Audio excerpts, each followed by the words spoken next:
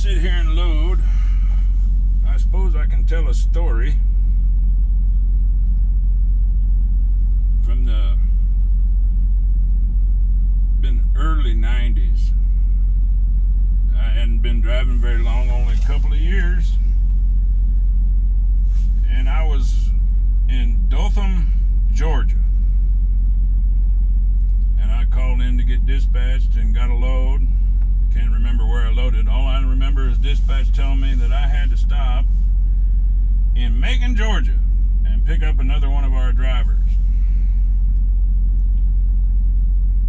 because he'd blown the motor in his truck, and they were going to be, the truck was in Macon at the shop getting the overhaul done, and it was going to be a week.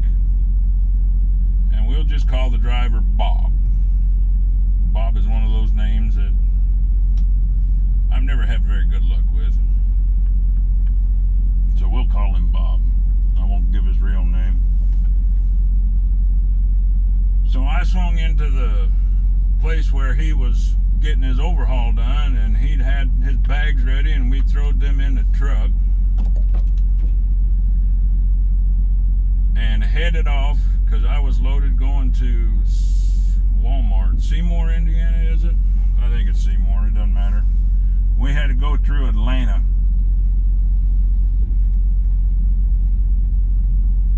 And Bob was one of them people that had an opinion on everything, and it was always negative. And he would start talking and wouldn't shut up. So I knew that the next 2 days or 3 days, however long it took to get back to the yard in Des Moines or Altoona, was going to be joyous. Because Bob had his way of doing things, and by God, if you did anything different than him, you're nuts. And we got there to the bottom of Atlanta, and trucks aren't allowed to go through 75. You have to go 285 around the west side or 285 around the east side. And we got there to the decision. He wanted to know how I was going to go around Atlanta, and I told him, well, I always go around on the west side there because that's generally the shortest. Oh, you don't want to go that way. Traffic's always a pain going that way. I always go around the east side. Well, I figured we'll go around the east side. Yeah, it'll shut him up. And he was talking about how he don't expect me to do any driving because I'm not getting paid for it. So I said, that's fine. That's no problem. And all the way around Atlanta there, he had comments on the way people are driving and the way company was treating him, and on and on and on. And I was in the center lane. I do remember that. And it was probably a brand new Bronco back then. Brand new, well, fairly new, we'll call it new. He had plates on it, but it wasn't very damn old. There was a Bronco with two fellers in it, pulling one of them Kmart Blue Light Special trailers, one that you could fold up and store it against your garage wall when it wasn't in use. And evidently they were going to be doing some home improvement project because they had an entire bunk of landscaping timbers on that trailer. And if you've ever been around Atlanta, the truck was governed at 65 miles an hour. And I was doing every bit of that. And I was in the center lane, and that Bronco I saw him coming in the mirror. I knew he had to be doing 75, just cooking right along. But from my mirror, I could not tell he had that trailer behind him. And he come around me, shitting and a-getting, and I noticed that trailer. And so did Bob. Look at that crazy SOB pulling that. He should get pulled over and getting a ticket for being overloaded. That trailer would never handle that. He'll be damn lucky if he gets to where he's going. I'm surprised that thing hasn't lost a tire yet. And he no sooner spoke them words And that boy lost a tire. Well, he lost more than a tire. He lost an entire tire, wheel, everything. Them bearings must have got hot, and that tire said, the hell with this, I'm out of here.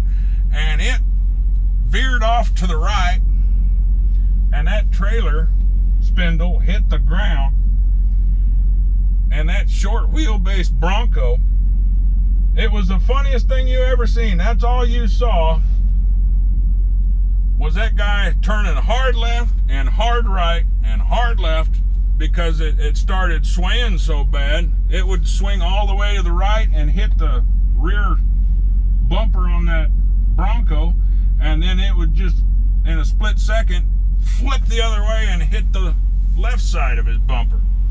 And he did that, oh God, 5, 6 times. And during the, because as soon as that wheel left, Pasco was over there. I told you.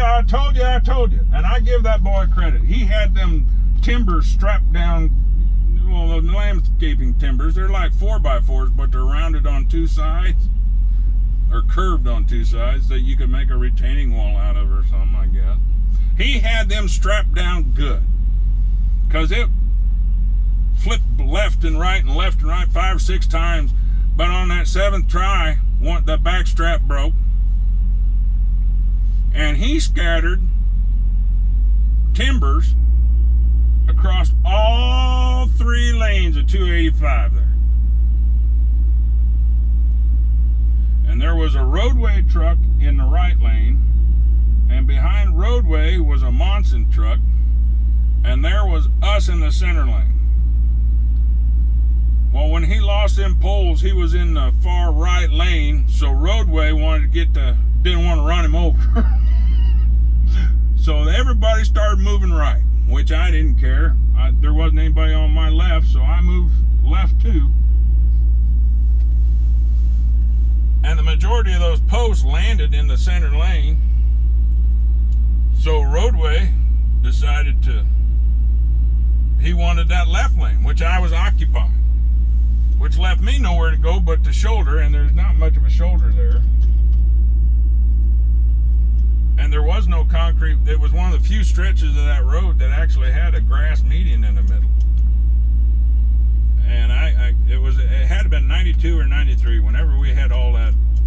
Did nothing but rain. There was only 2 or 3 ways to get across the Mississippi back then. 80, 70, and I guess 40 was open, because there's so much rain. 36 and all those other highways, the bridges were closed because they were underwater. So it must have been 93, because that's the all I remember has been rain, nothing, spring and summer. And when Monson decided he wanted my left lane, that left me nowhere to go but the median, and all I said was, I hope it hasn't rained down here. And as soon as I said that, Bob knew exactly what I was planning on doing, and he shut up. He went from 5 miles a minute talking to the only thing he could do was suck air. No! Well, I don't know what they expected me to do. Well, Monson must have looked out his left mirror finally and saw me trying to get out of his way, and he figured he wouldn't push me into that median or something. I was hanging on to the edge of that berm, I know that. And about that time, Monson hit the majority of those damn posts, and splinters and everything went everywhere.